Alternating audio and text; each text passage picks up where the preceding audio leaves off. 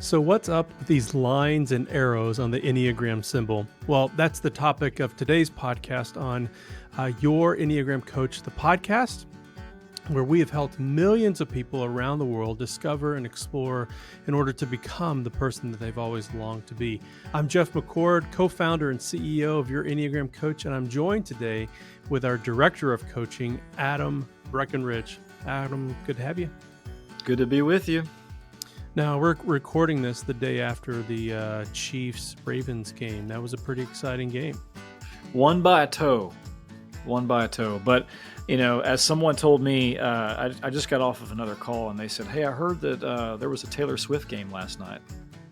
And I said, yeah, there was. And Taylor Swift won by a toe. So if you don't get the references, that's okay. You still belong with us. You're in the right spot. Well, for the next few episodes, we're going to be discussing the lines and the arrows of the Enneagram symbol. Now, you may have wondered if the Enneagram symbol itself has any significance, or did someone simply just choose a geometric figure?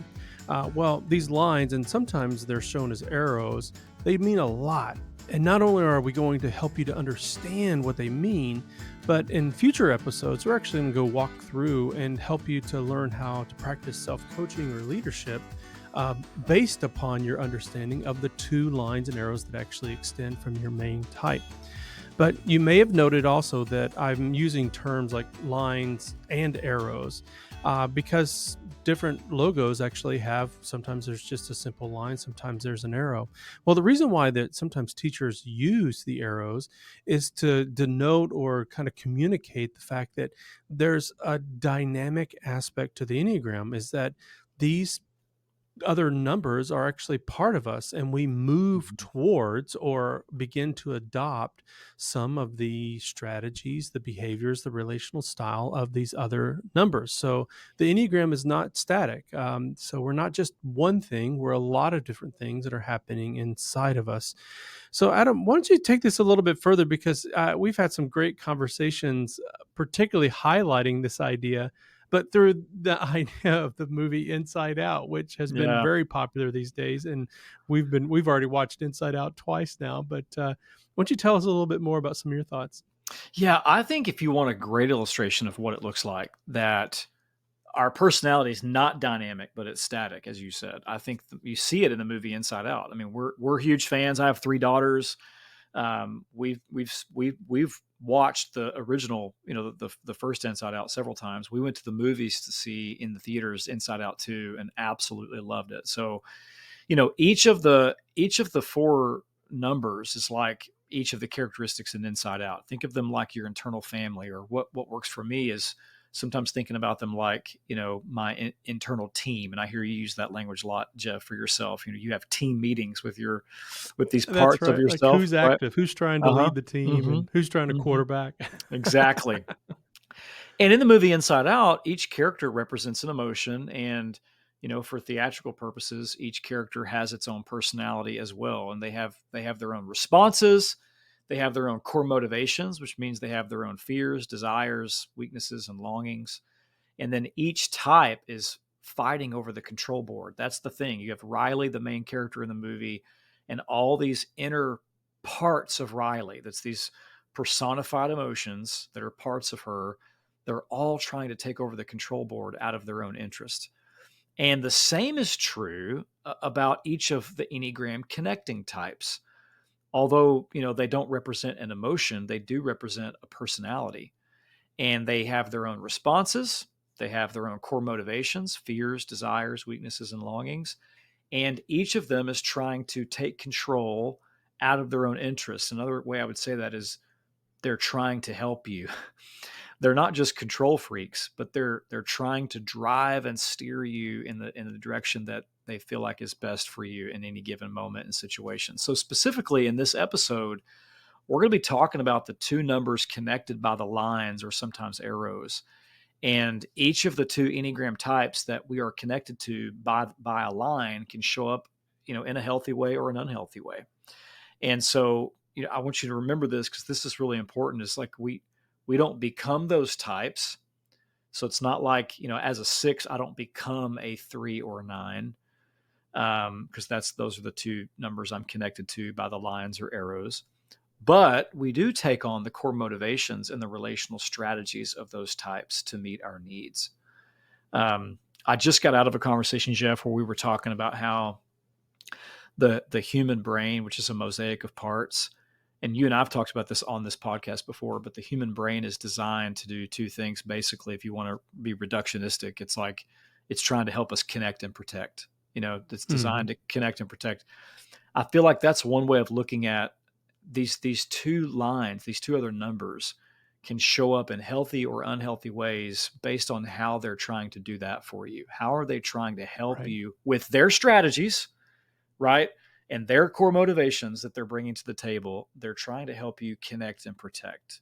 And Right. so, yeah, fascinating. Well, we're going to come back to this illustration because there's some scenes in the movie that give us even highlight even further the dynamic parts of our personality, particularly through the lens of the Enneagram, because no one character in the movie just serves kind of one purpose. They end up beginning to understand that the healthiest version of all of Riley's internal family or team, actually, whenever they're all contributing, is when they're at their healthiest. So we're going to come back to that because one of the important things to understand about these lines is that w- the basic way of understanding the lines and the arrows is that most Enneagram teachers will start with what's called the stress path or the growth path. The Hmm. stress path is adopting the unhealthy attributes of that other type. Now, the growth path is adapting the healthier attributes of that. You don't become that type, That's right. but you start to embrace some of the strategies, whether healthy or unhealthy, attributes of that other type. So when each type is under stress, they tend to take on some of the average to unhealthy characteristics of the connecting type that the arrow points to. Now, on the opposite side, when a person is operating from a healthier self, they begin to relax and let go of their personality's constraints, and they move towards the healthier levels of the connecting type while when they're actually growing. Hmm. So, Adam, as a type 6, we're connected to both the 3 and the 9, right? And Hmm. so, as a type 6, how do you notice the stress path and the growth path showing up for you? Yes. So as a type six, the stress path is that sixes move toward the average to unhealthy type three. I want to keep beating that drum of we don't become type threes, but we do gravitate over. Those arrows show us moving over, gravitating over to borrow from, some of the unhealthy attributes of the three. And we see that showing up. And so for me, it usually looks like, I mean, doubling down on performance and work. I can become as a type six with my sense of duty and responsibility, and Mhm. then borrowing from the drivenness of the and the unhealthy side of the type three's drivenness. I can become a workaholic, increase which creates an increased anxiety for me. And it's a part of me that wants to help me by protect me by overworking, doing more. There's it's kind of this unhealthy type three part shows up almost like an inner driver. That's it's just it pushes me Right. to do better, try harder, do more, excel.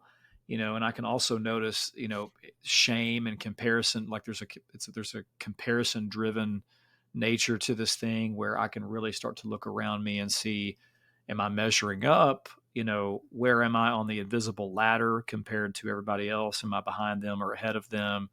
There's a fear of failure that gets really ramped up. Sixes battle with fear and thoughts of, fearful thoughts. And so I can notice when this type's showing up, when those fearful, anxious thoughts are around failing and looking like a Mhm. failure, being exposed as a failure. And so that's kind of the stress. That's sort of the stress path. Now the growth path for a type six is the healthy side of nine. And so, man, I would say this part of me shows up and brings like an objective, it kind of cuts through the noise of the inner committee and brings sort of a heavy dose of objective reality. It gives me a gift of slowing down, stilling my anxious thoughts, quieting my anxious thoughts. There's a peace that comes to my anxiety. And again, like, it helps me think more objectively instead of getting caught up in that whirlwind of my inner committee. So I love the strength of that gift. And I will talk about the strength of the type 3 in a minute. So it's not like the 3 only brings its That's right. unhelpful strategies, but in the stress path, it's the unhealthy type 3 strategies. And in the growth path, it happens to be the healthy type 9 strategies. So, I know you're a 6 as well, Jeff. So what about you? How do you see this stress Yeah. and growth path Well, showing one of up? the funny things is, so, in our book, More Than Your Number, we've been working with a particular therapeutic modality called internal family systems. And years ago, whenever we first started learning about it, I started naming all of my parts. And so when I think about the three part of my heart, his name is Charlie. It's after a friend who I dearly love and appreciate. But I can remember one time he was our real estate agent. And he was helping us sell our home, and we were preparing our home. And he had hired a contractor to help stage our house, and so as he was kind of networking and talking with that person, it I felt like we kind of lost the tension. And but I noticed that about myself, that in certain situations I'm always trying to win people. Mm, And I do that through a number of different ways. One of the funny ways that that shows up in my life is for Halloween. I go all out for the neighbors. We don't have young kids anymore. Our kids are older, but we serve cotton candy. We serve popcorn. We get toys like little rubber duckies. I've even bought a big screen so I could show kind of a movie in the background. I've got a fairly large Sonos sound system, so I bring that outside to play music. And it, I notice in myself, I'm trying to win my neighbors, hmm. Uh-huh. and Yeah. which is a very three aspect, because there's behind that is, uh, do they actually like me? Do they do they respect me? Yeah. And so I get caught Yeah. up into the image.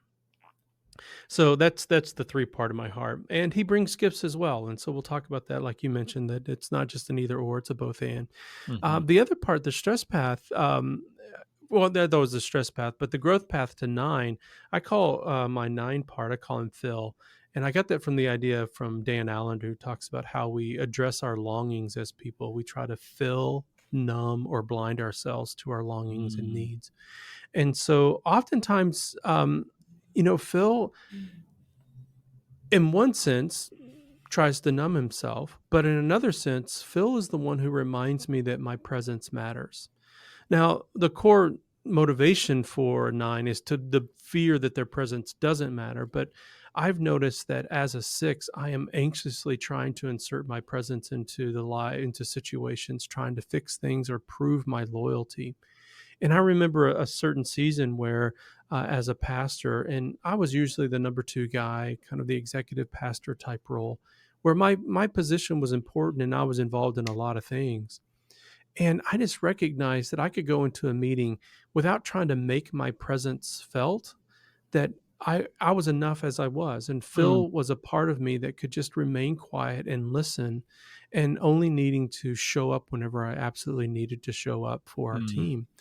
And so Phil was an assured, calming, non-anxious presence versus the kind of six anxious, I'm going to kind of get big or get anxious or feel like I need to contribute to kind of save the situation. oh yeah. So those are two ways that it shows up. Phil and Charlie, they're big parts of my team, and yeah, I often experience them showing up in my life. And I'm sure you probably feel both Charlie and Phil showing up in my leadership of our team, of the YEC team, right?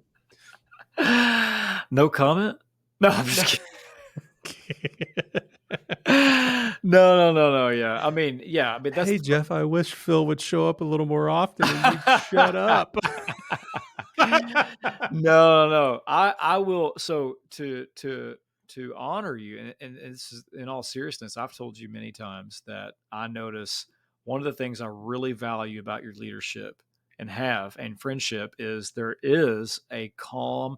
It's funny because you may not feel this inside, but that's usually the way it is with sixes. Is like other people Right. experience you as, people say this to me all the time. Like if I when I've been in preaching, teaching, or like I hate to use this term, but like front stage leadership roles my whole life, whereas I feel like I belong backstage, and that's where I feel more comfortable. Yeah.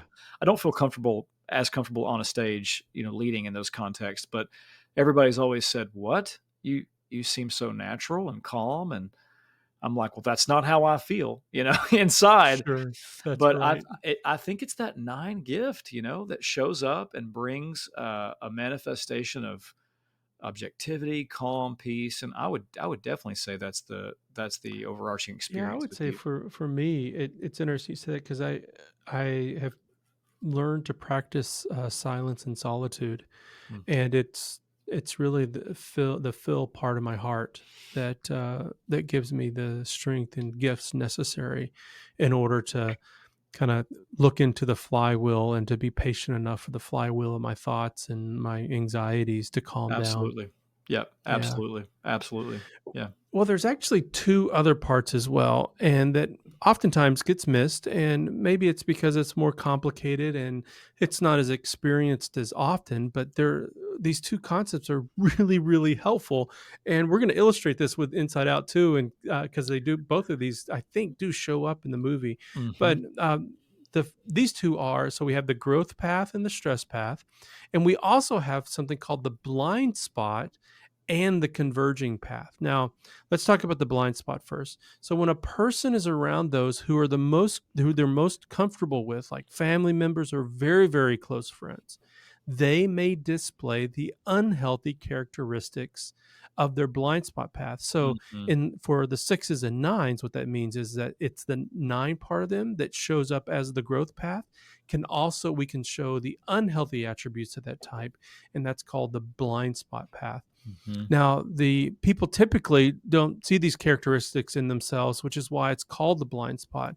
And they avoid out these characteristics with everyday people, but unknowingly will use them whenever they're around their closest family members or their closest friends.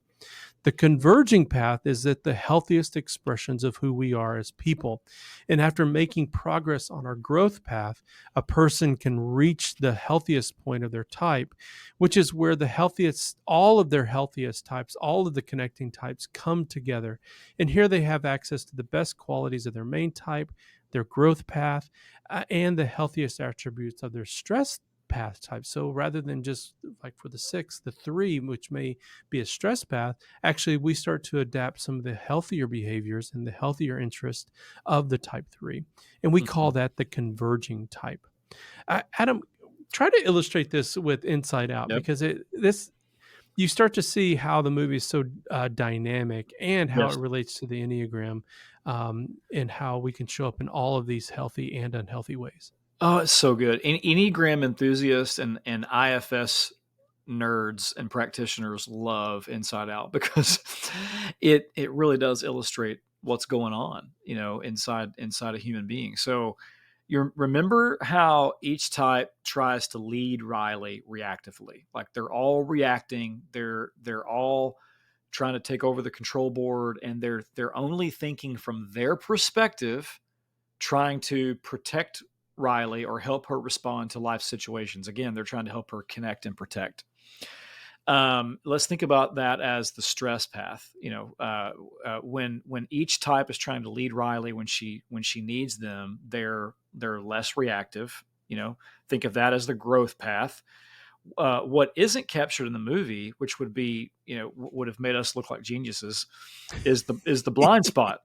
You know, Right. we might get a glimpse into this in Inside Out too, when they show Riley first experiencing puberty. She's going through, I think she's like in middle school. She's moving to a new school. It's a really, anxious, tumultuous time. Anxiety plays a huge role in the film as a part Well, of I her. remember how, whenever she's talking to her mom and talking to her dad, and she's very reactive to them, Oh she yeah, would never yeah, be that reactive with her coaches or her peers, that's right. but it's just showing how it shows up in private or with her closest relationships That's right. may be a sense to where it's kind of a blind spot path. I don't want to take the illustration too far, but it It could it be but a but it part of kind it. it kind of feels that way though. It's like like you said, like she knows not to show up that way with a teacher, or she's not going to show Hmm. up that way with her peer group. She doesn't want to lose her place with them, but she feels secure with mom and dad, so Yeah, she right. can push harder, swing harder, you know, Yes. and test the strength of the attachment. And she ultimately knows, like,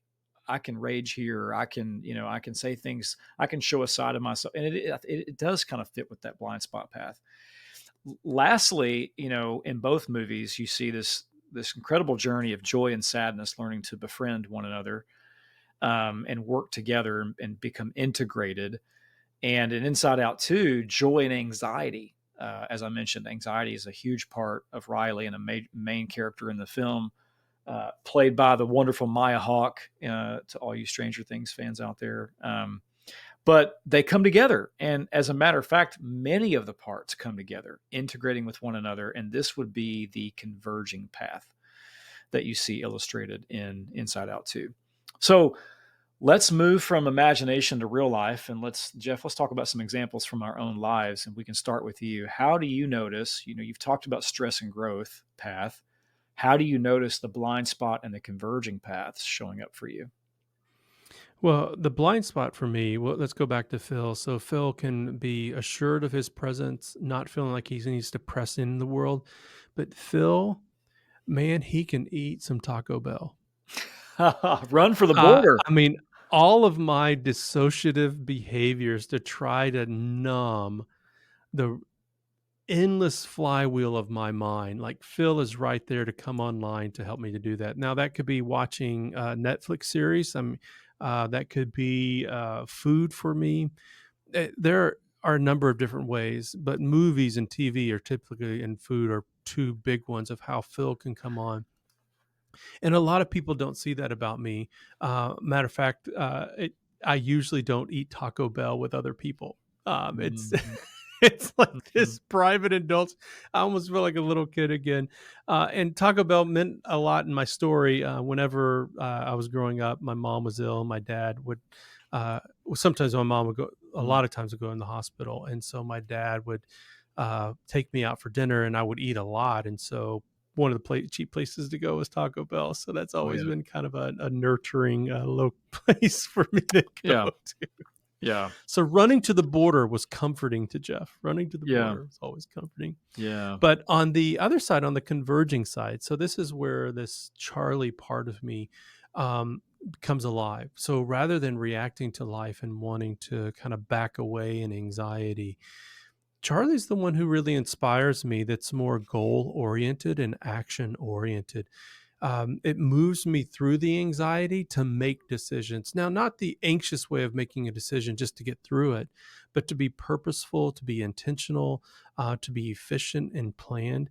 I think transitioning from ministry into entrepreneurship and helping Beth to create your Enneagram coach, that's where a large part of that came online.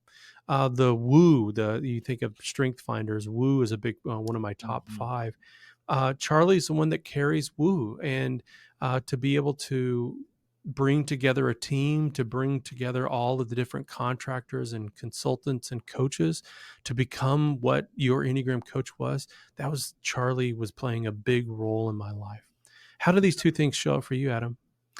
Well, can I just connect with you first on your Taco Bell story? Because you and I have discovered in our friendship journey that there's so many things that overlap. Like, we both use our high I school love that. foot. We have a friendship journey. We do, we do. That's great. We do, and I like where it's going. But what's funny is our wedding anniversary is the same. Our couple Yep. type combo with our spouse is the same. We're both married, sixes married to nines. Um, we, our your parents' Enneagram types and my parents' Enneagram types are the same. We both use our high school football number for our iPhone passcode. There's so many things, but I also had and I would say unhealthy attachment to Taco Bell. And one of the Well, most hold on, hold on. Did I say it was unhealthy? I just I'm said I saying had an I'm saying attachment. I'm saying mine was, And Oh, okay. this Well, is that's fine. If it was for you, sure. well, let me tell you. I remember one time I was in the Yeah. drive-through line. Beth had gone to St. Louis, I think, and it was when iPhone Finder first came out, and she Yeah. screenshotted me in the line. I'm like, "No, I'm not. I don't know what you're talking about." She Yeah, goes, you "It got looks like you're in busted. the drive-through line." You look yeah, it looks like you're sitting at Taco Bell. Yeah, I'm about to get me I'm some of lonely, the Beth. yeah. I'm lonely and what I need is, some of this Diablo sauce. Uh, you Yes. know what I'm saying? On like a chili cheese burrito or three meat and cheese burrito or whatever. So, but here's my embarrassing story that I'll tell to everybody who's listening to this episode is one time when Carrie and I were trying to buy a house in Kansas City, I actually made a decision on what house we were going to buy based on how close it was to Taco Bell. And my rule of thumb was it can't be more than 2 miles.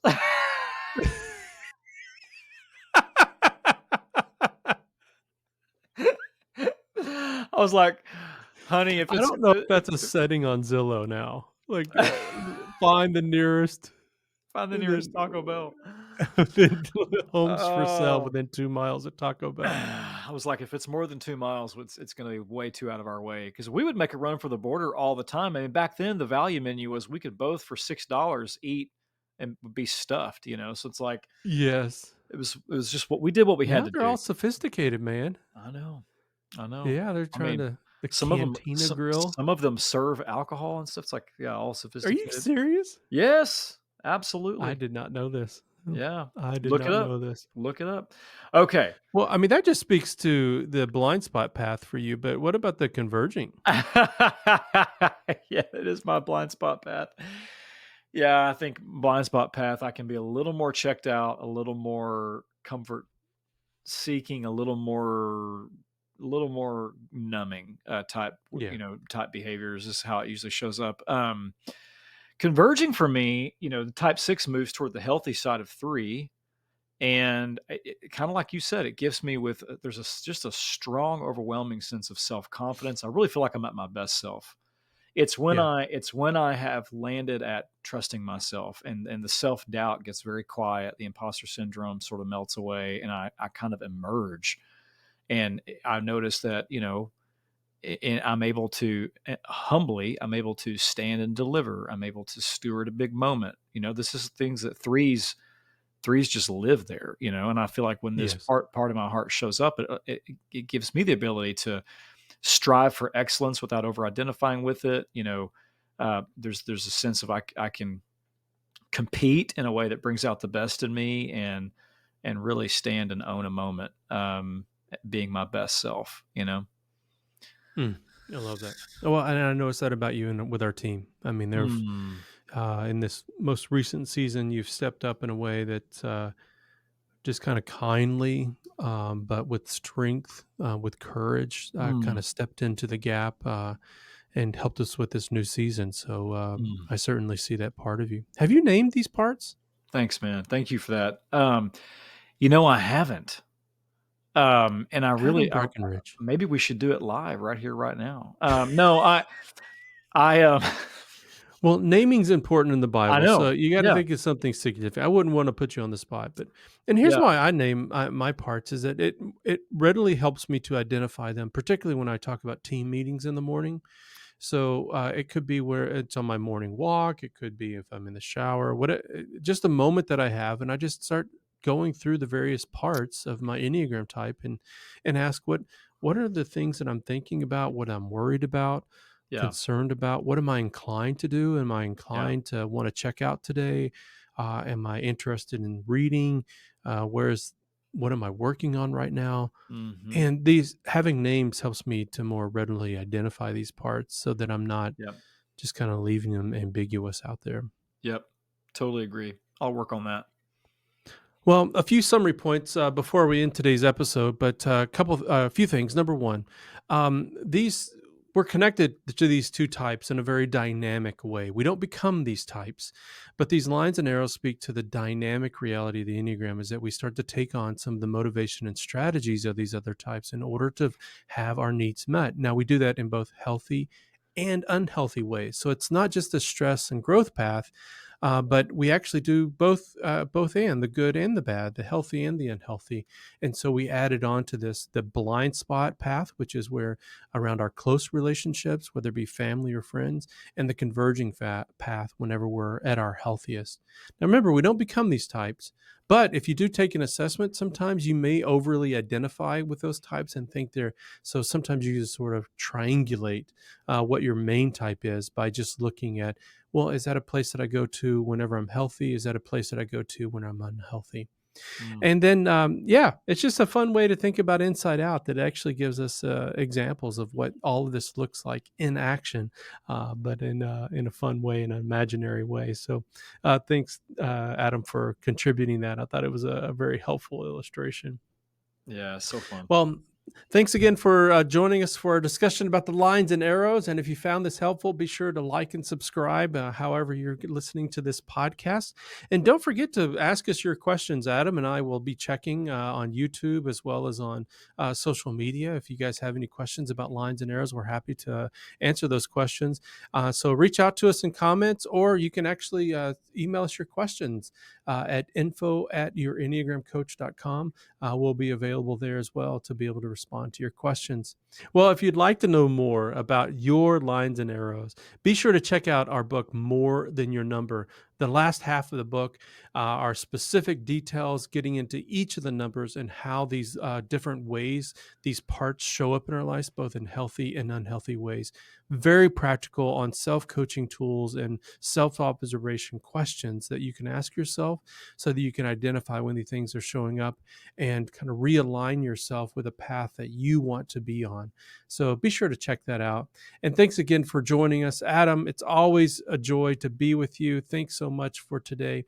And we look forward to seeing you in our upcoming episodes where we're going to go through all the numbers and all of the different lines and arrows for each of the types, as well as all four paths that they go down. Thanks so much for joining us, everyone.